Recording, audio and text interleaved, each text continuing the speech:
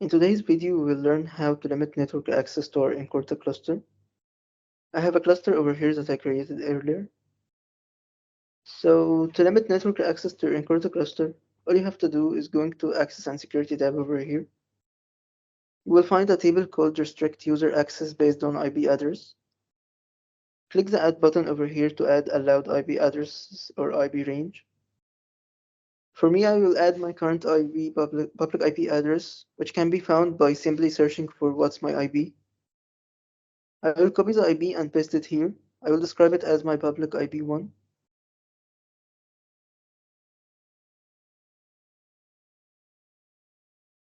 Now click the Add button. For now, I can find that my IP was added to the table here. So now I will simply test by clicking here to access Incorta Analytics. And now let's see. And I'm able to access Incorta Analytics normally. For now, I switched my network and searched for what's my IP to view my current public IP.